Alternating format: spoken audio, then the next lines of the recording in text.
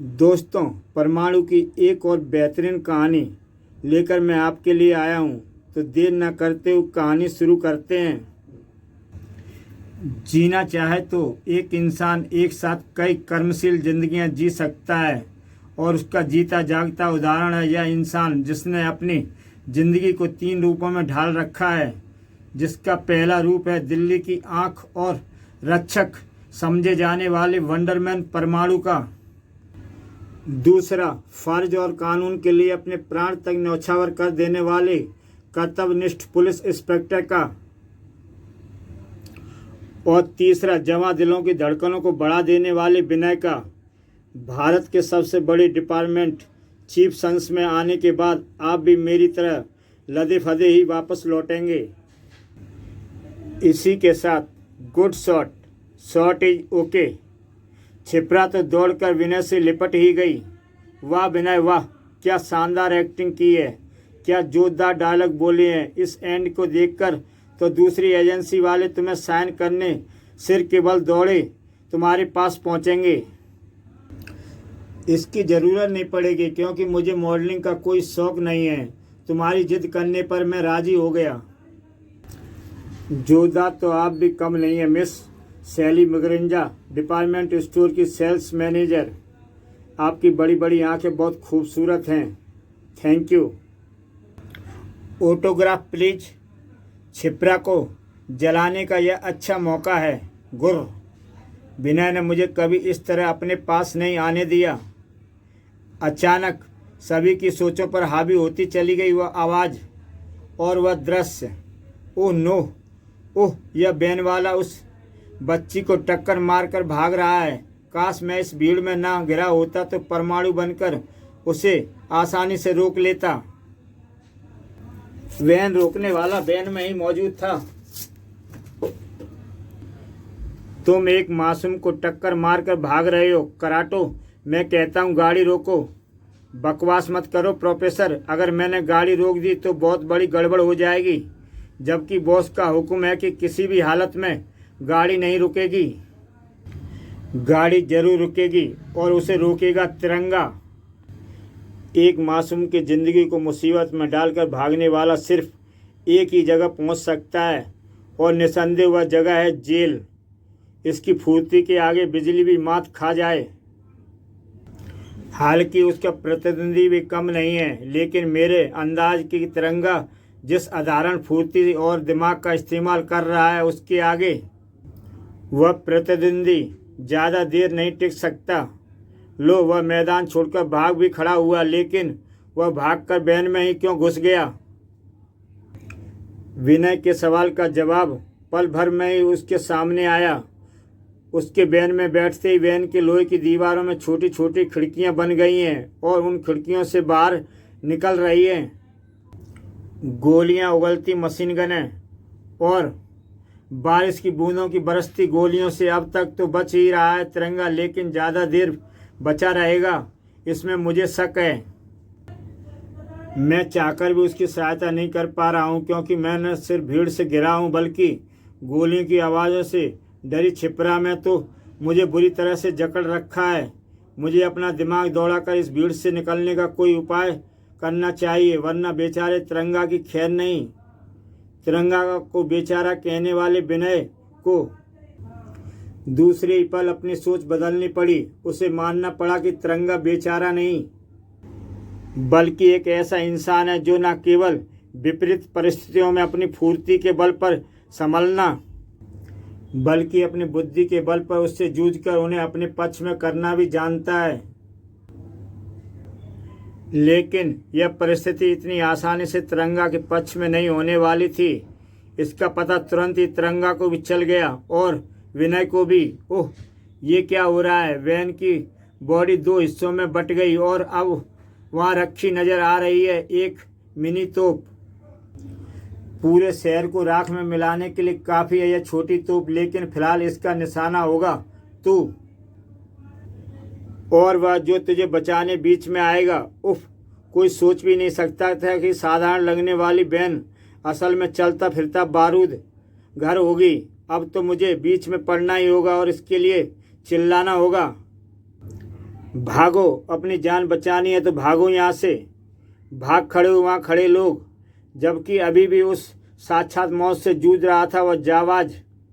लगता है कि संयोग से एक बहुत बड़े अपराधी षड्यंत्र का सूत्र हाथ लग गया।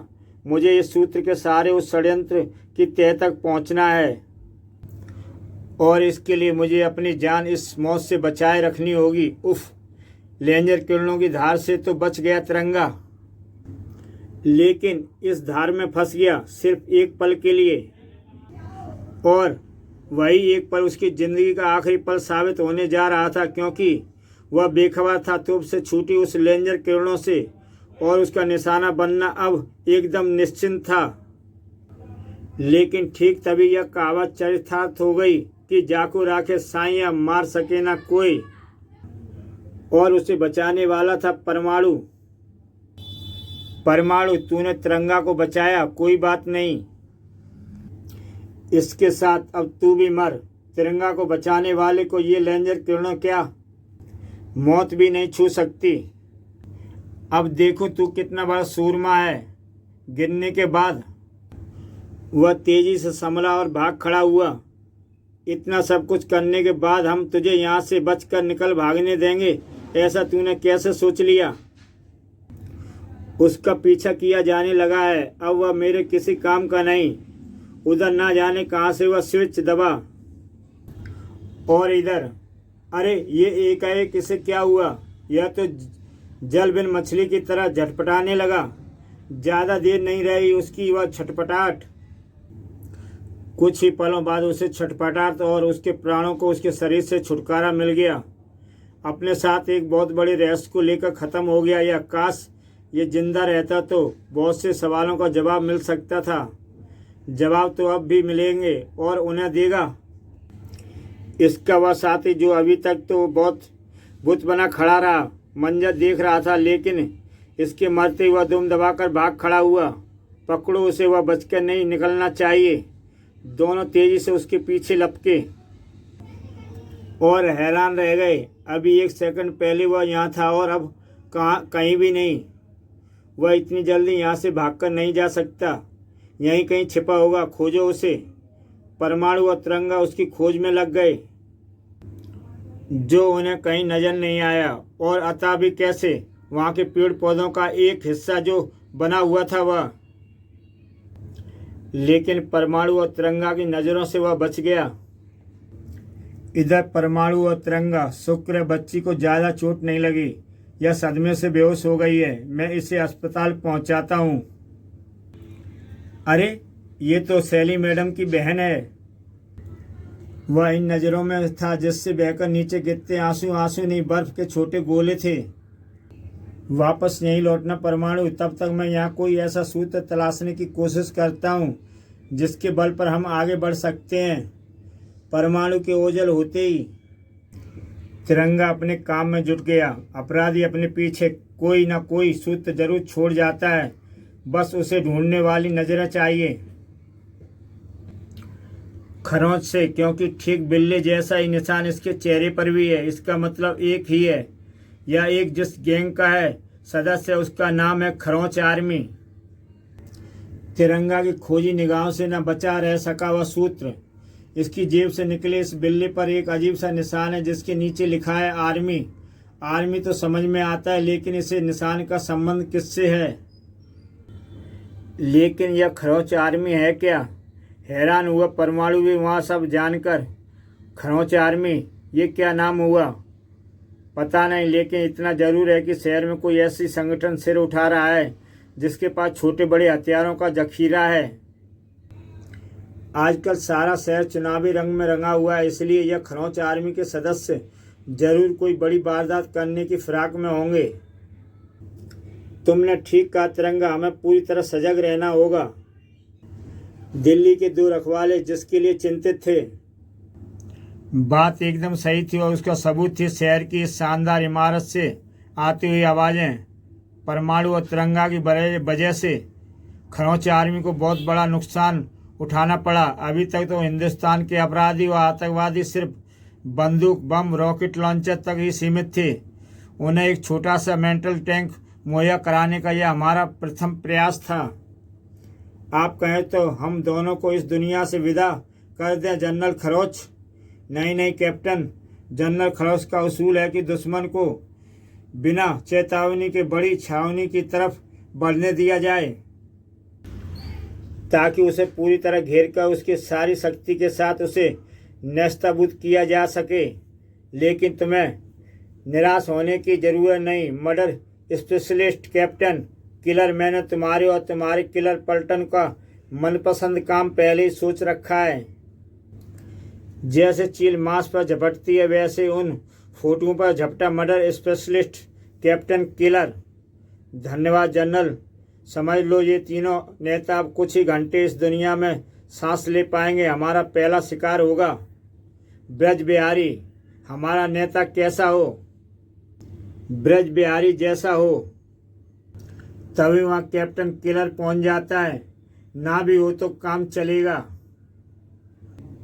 ब्रज बिहारी और उनके साथियों को मौत की नींद सुलाकर हत्यारा एक पल भी वहाँ नहीं रुके।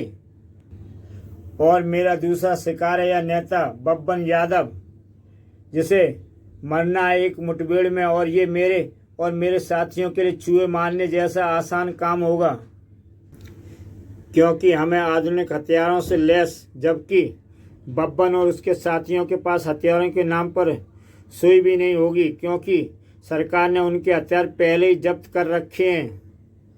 एक ही पार्टी के दूसरे नेता की हत्या थी ये, इसलिए हंगामा तो मचना ही था। 2 ही दिन में हमारी पार्टी के 2 जनप्रिय नेताओं की हत्या कर दी गई और इसका इल्जाम मैं सीधा सत्तारूढ़ पार्टी पर लगाऊंगा। यही उनकी योजना थी। उन्होंने अपने अधिकारों का गलत इस्तेमाल करके हमारी पार्टी के सभी कार्यकर्ताओं और नेताओं के लाइसेंस शुदा हथियारों को जब्त करवा लिया। हमें नेता करके मरवाना और हमारे कार्यकर्ताओं को भयभीत कर प्रचार रुकवाना ही सत्तारूढ़ पार्टी का लक्ष्य है। लेकिन मैं आपके सामने उन्हें चेतावनी देता हूं कि वे ऐसा नहीं कर पाएंगे। विपक्षी पार्टी के नेता जेपी सिंह के स्वर से स्वर मिलाया था भीड़ ने।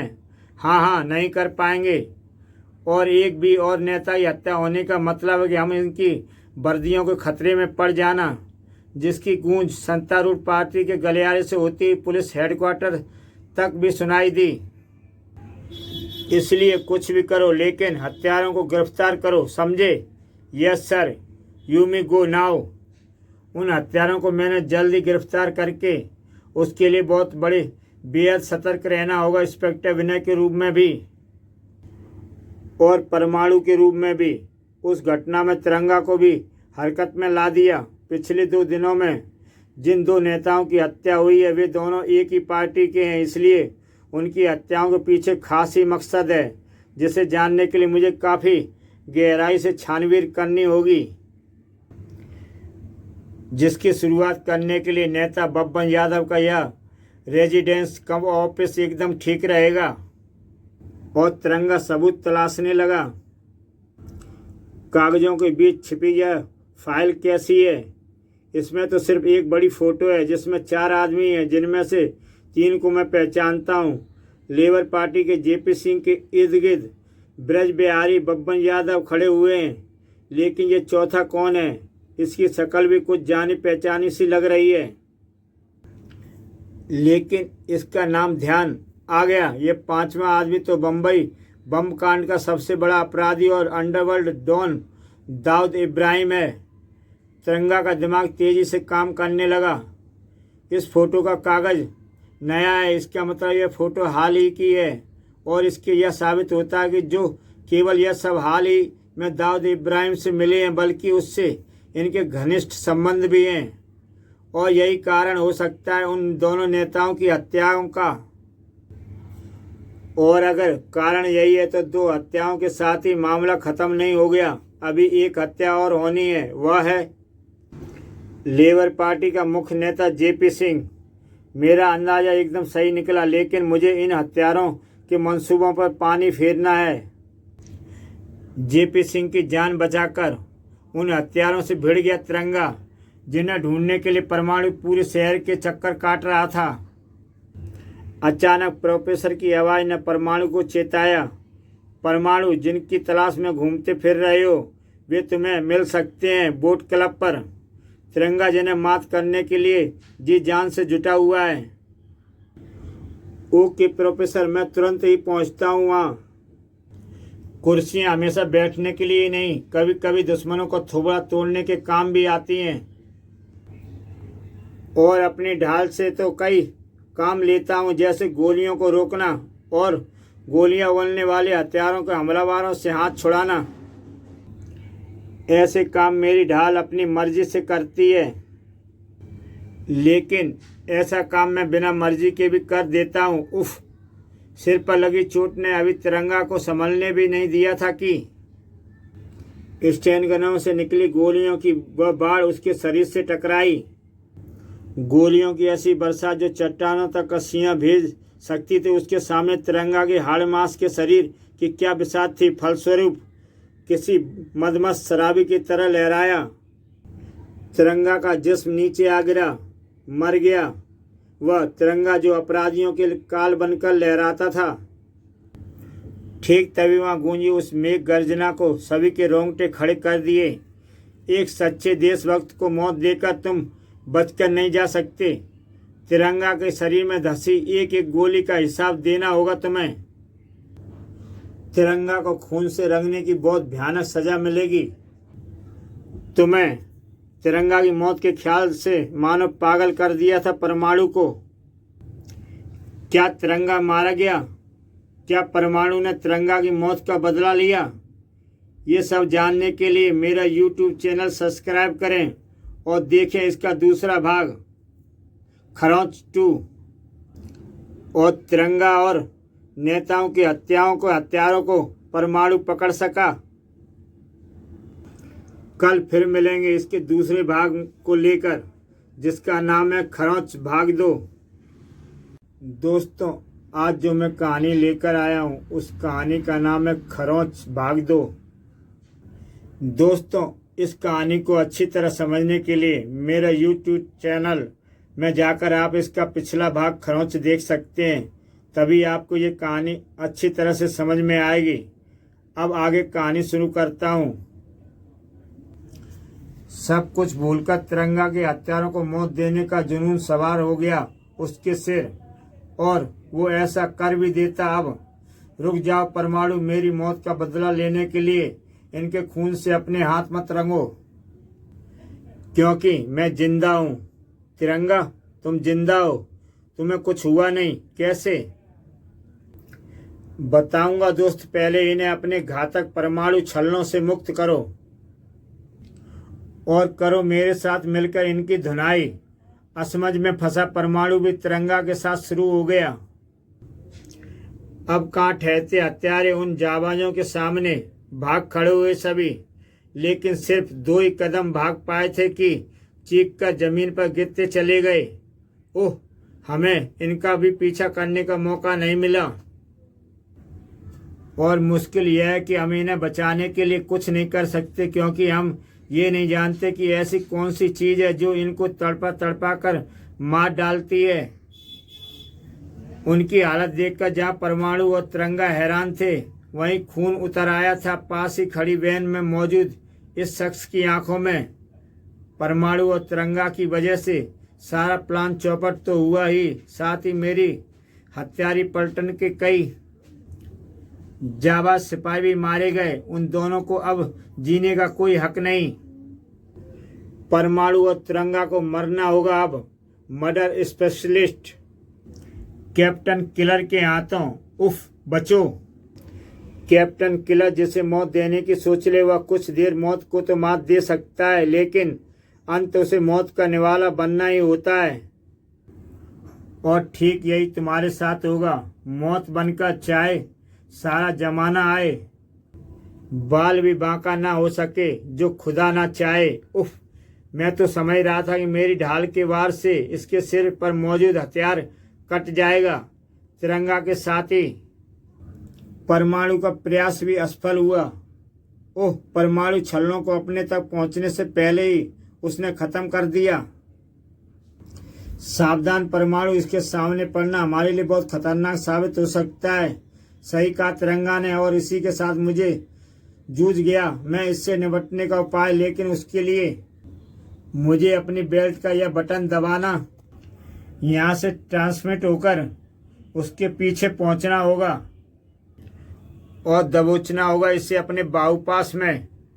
बाकी का काम मैं कर देता हूँ, जैसे अपनी ढाल से इसकी मौत उगलते हथियार की बेल्ट को काटना और फिर उसे जिसके सिर से उतार कर डंटीबिन फेंकने के बाद इसके ऐसा घूसा रसीद करना कि दाढ़ी नानी के साथ इसकी जुबान पर इसके बॉस का भी नाम पता आ जाए। मुझसे जो चाहते हो उसमें हरगिज सफल नहीं हो पाओगे तुम। इधर परमाणु और तिरंगा एक दूसरे से उलझकर गिरे। उधर मौका पाकर भाग खड़ा हुआ कैप्टन किलर, ये भी भाग खड़ा हुआ, लेकिन हमें इसके पीछे भागने से कुछ नहीं मिलने वाला, क्योंकि औरों की तरह ये भी।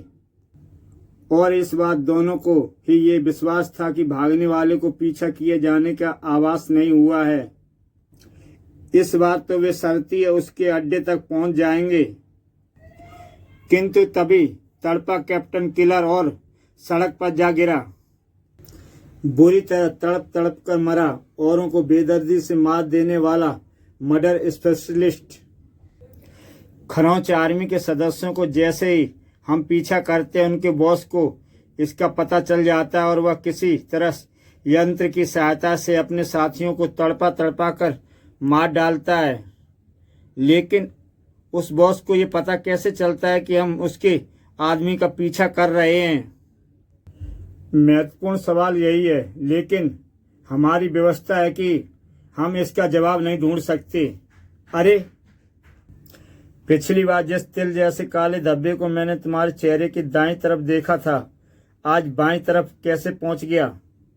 तिल? मेरे तो कोई तिल नहीं है। तो फिर ये क्या है? ओह माय गॉड, ये तो माइक्रोफोन कैमरा है, अत्याधुनिक, एकदम तिल के आकार का। और ठीक ऐसा ही कैमरा तुम्हारे कंधे के पास तुम्हारे लिबास पर भी चिपका हुआ है। ओह, अभी कुछ देर पहले तुमने जो सवाल किया था उसका जवाब मिल गया परमाणु। इन मिनी कैमरों की बदौलत ही खरौच आर्मी का बॉस अपने साथियों पर नज़र रखे हुए है, और जैसे ही हम उनका पीछा शुरू करते हैं, हमारे शरीर पर लगे कैमरे के जरिए उसे अपने आदमी दिखने लगते हैं। बस यह समझ जाता है कि पीछा शुरू हो गया है, और ऐसा समझते ही वह किसी तरह उन्हें मार डालता है। और ये कैमरे उनके साथियों द्वारा ही हम तक पहुंचते हैं। वे लड़ते लड़ते इन्हें हमारे शरीर से ऐसे सफाई से चिपका देते हैं कि हमें पता ही नहीं चलता। तभी परमाणु के हैत में डूबा स्वर गूंजा, उफ! इस तरह तो वह हमारे असली जीवन तक भी पहुंच गया होगा। नहीं, यह संभव नहीं है, क्योंकि हम अपना काम होते ही अपनी हीरो वाली पोशाक पर अपने रोजाना के कपड़े पहन लेते हैं और उसके नीचे ये कैमरा बेकार हो जाता होगा। इसी बात से लगता है कि खरौच आर्मी का बॉस कितने आला दर्जे की बुद्धि का मालिक है। अपने तक पहुंचने के सभी रास्ते उसने बंद कर दिए हैं। सभी नहीं, अभी एक रास्ता खुला है। कौन सा? जल्दी ही बताऊंगा। वहां से रवाना हुआ तिरंगा कुछ ही देर बाद शहर के इस बंगले में नजर आ रहा था। इसी बंगले में कहीं मिलेंगे मुझे वे सबूत जिसकी मुझे जरूरत है। लेकिन क्या मैं उन्हें ढूंढने में सफल होऊंगा? बाहर से किसी के कदमों की आहट कोई इसी कमरे की तरफ बढ़ रहा है। फिलहाल मेरी नज़र में पड़ना ठीक नहीं, इसलिए मुझे टॉयलेट में घुस जाना चाहिए। वाह, इतना धांसू टॉयलेट बना रखा है, एकदम ऐसा जैसे कि राजा महाराजा टॉयलेट हो। हर चीज़ इम्पोर्टेंट, चारों तरफ लगी शीशे से चमकती टाइलें, कीमती वॉश बेसिन और इस सिंहासन नुमा शानदार कमोड। लेकिन मार्बल के टाट के पैबंद की तरह कंडों में ये पतला लाइलॉन का धागा क्यों बांधा हुआ है? जिज्ञासा बस तिरंगा ने वह नायलॉन का धागा खींच लिया। इसी के साथ, अरे, इस धागे के खींचने के साथ ही कमोड में से एक पॉलीथीन की थैली भी खिंच आई। इसका मतलब इस थैली को खास तौर पर धागे से बांधकर कमोड में डाला गया था, और ऐसा कोई तब ही करेगा जब उसे कोई अपना अत्यंत गोपनीय चीज छिपानी हो। इसमें भी ऐसा ही कुछ होगा। इसे धागे के पास खोलकर देखता हूँ।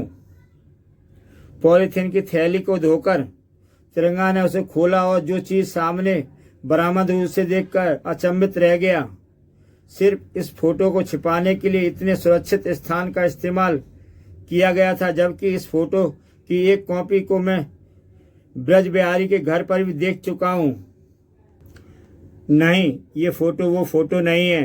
हालांकि इसमें दिख रहे लोगों के शरीर, प्रत्येक का अंग एकदम एक्शन उस फोटो जैसा है, लेकिन जहाँ उसमें दाऊद इब्राहिम जी के पीसी ब्रज बिहारी और बब्बन यादव थे, वही इसमें मौजूद हैं। जीपी सिंह, अवैध हथियारों का विक्रेता अदनान खामोशी, दाऊद इब्राहिम और अमेरिका माफिया डॉन मास्तोजी। लेकिन इसके एक्शन उन जैसे क्यों हैं? आया समझ में। जो फोटो मैंने पहले देखा था वह इस फोटो की वह कॉपी थी जिसमें ट्रैक फोटोग्राफी करके अदनान खामोशी और मास्त्रोनी के चेहरे की जगह ब्रज बिहारी और बब्बन यादव के चेहरे लगाए गए थे। दाऊद और जेपी सिंह के चेहरे इसलिए पहले जैसे ही छोड़ दिए गए। लेकिन देखने वाले समझें कि दाऊद से संबंध के चक्कर में उन तीनों नेताओं की हत्या हो रही है, जबकि असलियत में उनकी हत्या करने वाला है लेबर पार्टी का मुख्य नेता जीपी सिंह। इसी के साथ किसी ने तिरंगा की कनपटी पे पिस्तौल लगा दी। ठीक पहचाना तूने तिरंगा? ये मैं ही हूँ ना। हिलना नहीं, वरना मेरा सुंदर टॉयलेट तुम्हारे खून से गंदा हो जाएगा। तू एकदम ठीक समझा कि सीधे शब्दों में कहूँ तो मैं भेड़ की खाल में छिपा भेड़िया हूँ। विश्व के हर बड़े अपराधी के साथ मेरे घनिष्ठ संबंध है। ब्रज बिहारी और बब्बन यादव भी मेरे ही कुत्ते थे, लेकिन ज़्यादा ही भौंकने लगे थे वे। इसलिए मैंने इन दोनों को अपने रास्ते से हटाने के लिए खरोंच आर्मी की मदद ली। इससे मुझे डबल फायदा होने जा रहा था। मुझे ब्लैकमेल करने वाले दोनों कुत्ते भी खत्म हो रहे थे और चुनावों में मुझे सांत्वना लहर भी मिल रही थी। कोई मुझ पर शक ना करे, इसलिए मैंने अपने पर झूठा हमला करवाया, और उसी झूठे हमले की वजह से हम तुझ तक आ पहुंचे। कुर्सी पर बैठने का बहुत शौक है तुझे, लेकिन पाप के पांव पर खड़ी कुर्सी इस तरह नीचे से निकल जाती है। लेकिन नीचे से कुर्सी निकल जाने के बाद भी तेरे जैसे आदमी कभी कभी हवा में बैठा ही रह जाता है। इस तरह, ओह सॉरी, इस तरह नहीं, इस तरह। मुझे सीधा करके नीचे उतारो, मुझे वर्टिंगो की बीमारी है। इस हालत में मैं मर जाऊंगा। तुझ जैसे देश के दुश्मनों की जान इतनी आसानी से नहीं निकलने वाली। वर्टिगो एक ऐसी बीमारी होती है जिसके मरीज जमीन से कुछ ही फुट की ऊंचाई से भी घबराता है। लेकिन फिर भी अगर तुम हमें खरोंच आर्मी के हेडक्वार्टर का पता बता दो तो मैं परमाणु से रिक्वेस्ट करके तुम्हें सीधा करवा सकता हूँ। मुझे जो मालूम है मैं सब तुम्हें बता दूंगा, लेकिन मुझे सीधा। तुम उल्टा रहकर भी अच्छा बोल लेते हो, इसलिए बोलो, वरना जब तक जिंदा हो यूं ही लटके रहोगे। झूठ, लगता है तुम यूं ही लटके रहना चाहते हो। मैं खरोंच आर्मी के बारे में ज़्यादा नहीं जानता, क्योंकि मेरी उनसे फ़ोन पर ही डीलिंग होती है। उनका फ़ोन नंबर पता नहीं, क्योंकि हर बार फ़ोन उधर से ही होता है। नहीं, विश्वास करो, मेरा एक शब्द सच है। तभी पुलिस सायरन। पुलिस को किसने बुलाया? मैंने। ये हमारा नहीं, कानून का अपराधी है। आओ हम चलें। तुम यहाँ कैसे आ पहुँचे? तुम्हारा पीछा करके। लेकिन अब तुम बताओ कि तुम्हें जेपी सिंह पर शक कैसे हुआ? नेता जेपी सिंह पर हमला करने वाले हमलावरों के हथियारों में नकली गोलियां भरी हुई थी।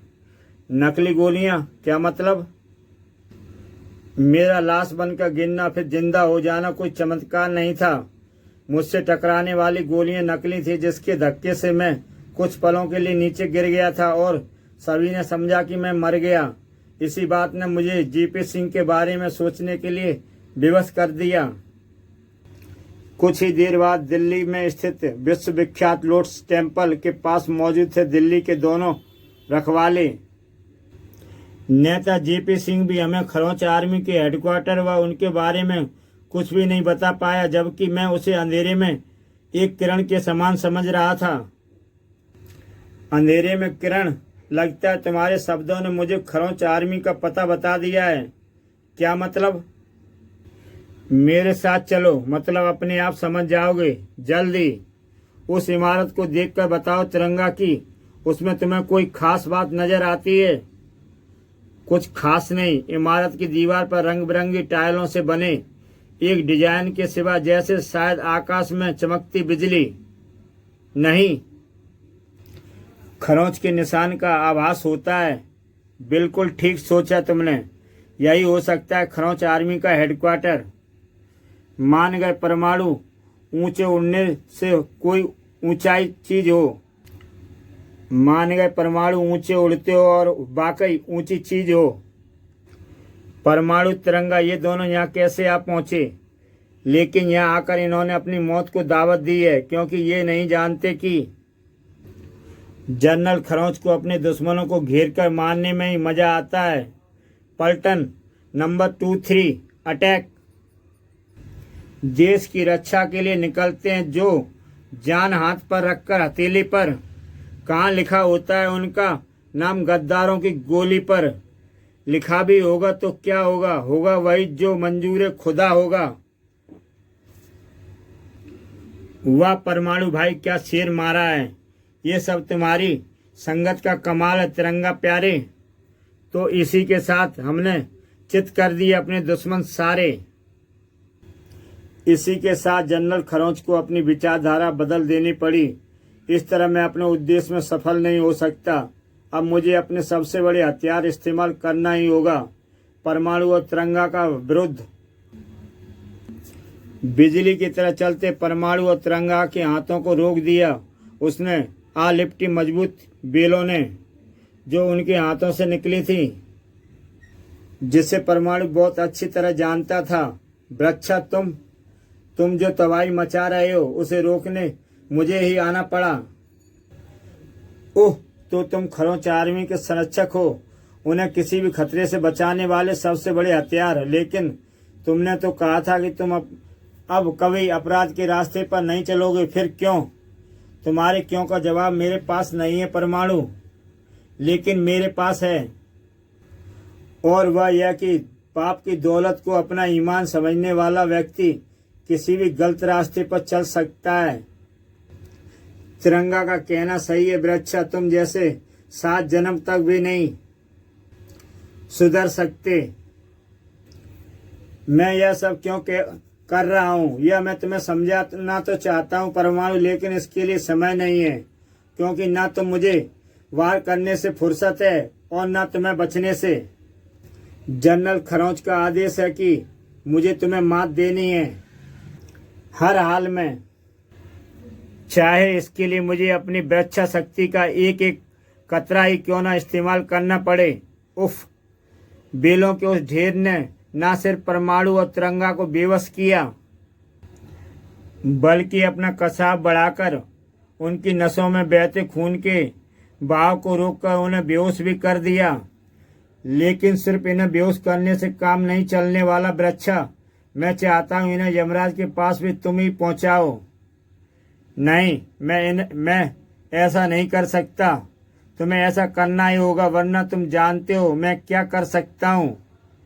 जनरल खरोंच की वह धमकी काम कर गई। तन गए वृक्षा के हाथों बेहोश परमाणु और तिरंगा को मौत देने के लिए। अब बस वृक्षा के हाथ से विषैले फल छूटने भर की देरी थी, और इतनी देर थी कि परमाणु तिरंगा की बेहोशी को मौत की नींद में बदलने में। लेकिन वृक्षा के हाथों से छूटे विषैले फलों के निशाने पर से सिद्ध कर रहे थे कि उसने अपना इरादा ऐन मौके पर बदल दिया।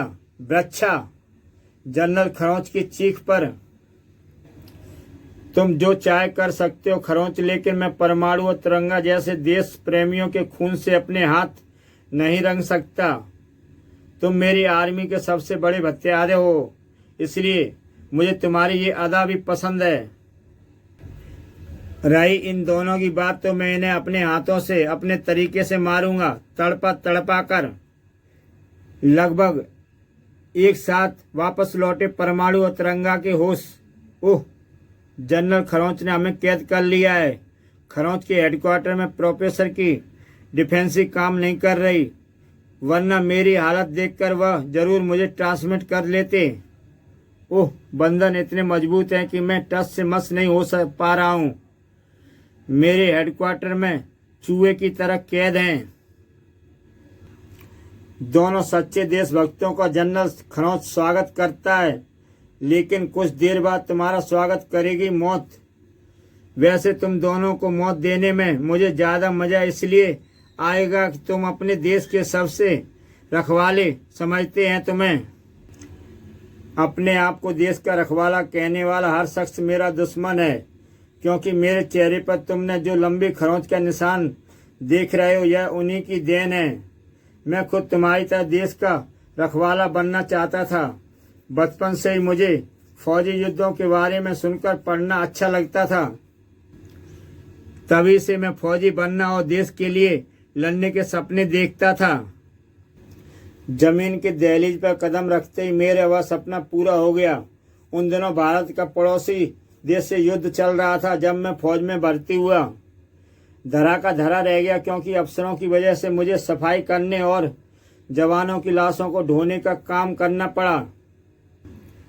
फौजी बनकर सरहद पर पहुंचकर दुश्मनों के छक्के छुड़ा देने का मेरा अरमान, मैंने उसका विरोध किया तो मुझे मारने की कोशिश की गई। अपनी कुर्सी से मैंने अपनी जिंदगी बचा ली, लेकिन अपने चेहरे को नहीं बचा पाया।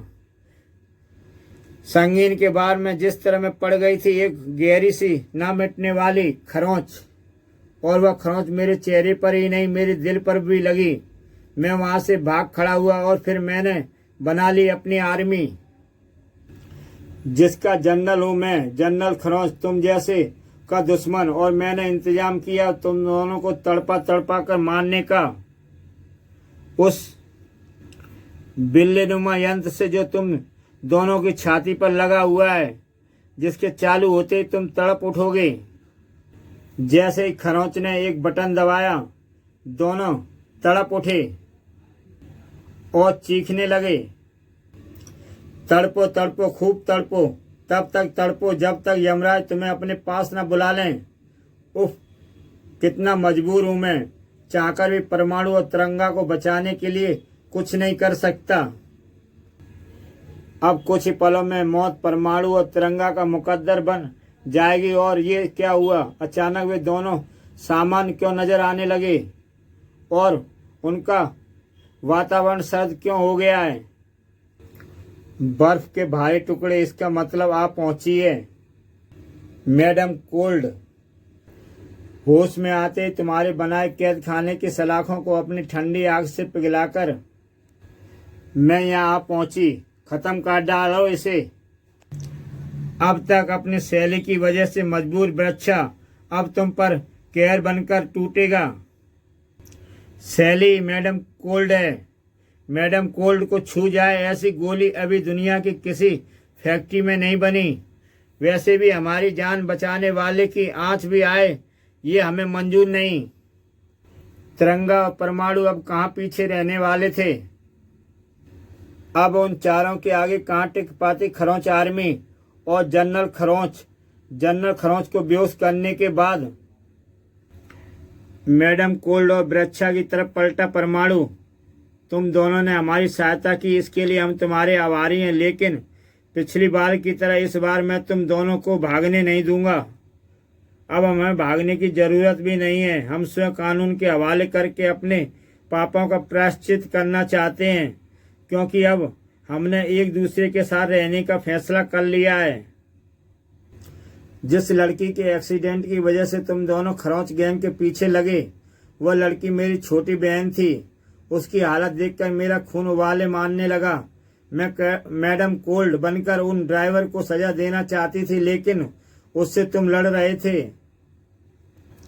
अचानक मैंने ड्राइवर के साथी को एक तरफ झाड़ियों में भागकर छिपते देखा तो मैं तेजी से उधर ही लपकी और यह देखकर हैरान रह गई कि वह और कोई नहीं सुदेश था, मेरा प्रेमी। वह सुदेश जिसे हालात ने वृक्षा बना दिया। सुदेश आतंकवादियों का साथी उनके साथ मिला हुआ है। उफ, अपनी आंखों से वह सब देखकर भी मुझे विश्वास नहीं हुआ। तब सच्चाई जानने के लिए मैं सुदेश के पीछे चल दी। मैं पूरी तरह सुदेश के ख्यालों में खोई हुई थी, इसलिए सुदेश के पीछे खरोंच आर्मी के हेडक्वार्टर में प्रवेश करते हुए मैं अतिरिक्त सावधानी नहीं बरत सकी। फलस्वरूप उस बार ने मेरी चेतना छीन ली। अब जाकर मेरी बेहोशी टूटी थी। फिर खुद आज़ाद होकर मैं तुम्हारी मदद को आ पहुंची। मेरी बेहोशी के बीच क्या हुआ ये मुझे नहीं पता। मुझे पता है, दरअसल जनरल खरोंच मेरा भाई है। मेरी नज़र में वह एक बिजनेसमैन था जो घरों दफ्तरों की सुरक्षा के लिए आधुनिक डिवाइस बनाने और बेचने का बिजनेस करता था और उसके आग्रह पर वे सभी डिवाइस मैं बनाया करता था। लेकिन इस लड़की के एक्सीडेंट ने मेरे पूछने पर उसने सब कुछ बड़ी आसानी से स्वीकार कर लिया। तुमने मेरे और देश के साथ धोखा किया है खरोंच। मैं तुम्हें इसकी सजा देकर ही रहूंगा। दे देना, जितनी चाहे सजा दे लेना, लेकिन पहले इधर तो देख लीजिए भाई साहब। सैली, मेरी होने वाली भाभी मर जाएगी बेचारी अगर तुमने हमारे साथ काम करने से मना कर दिया तो। सैली के लिए, उसके साथ काम करने के लिए ही नहीं, तुमसे लड़ने और तुम्हें मौत के मुंह में पहुंचाने के लिए भी मजबूर होना पड़ा। और इस बात का मुझे सख्त अफसोस है। अफसोस की कोई बात नहीं वृक्षा, तुमने जो किया वह सही था। आओ आओ हम चलें। जनरल खरोंच को भी अपने साथ ले चलो। अरे अभी तो यहीं बेहोश पड़ा था, जनरल खरोंच कहाँ चला गया? ओह, हमारी बातों का फायदा उठाकर वह किसी तरह यहाँ से भाग निकलने में सफल हो गया। और फिर सैली उर्फ मैडम कोल्ड और प्रोफेसर सुदेश सेरा उर्फ वृक्षा को जेल पहुंचाने के बाद परमाणु मैडम कोल्ड की बहन की परवरिश का जिम्मा लेकर तुमने यह सिद्ध कर दिया है कि तुम्हें अपराधियों से नहीं, अपराध से नफरत है। हाँ, और इस अपराध को खत्म करने के लिए हमें एक सच्चे प्रहरी की तरह सदा जुटे रहना है। इसी के साथ दोस्तों ये कहानी समाप्त होती है। अगर कहानी अच्छी लगी तो ऐसी और कहानियों के लिए मेरा YouTube चैनल सब्सक्राइब करें। कल फिर एक नई कहानी के साथ मैं मिलूंगा आपको।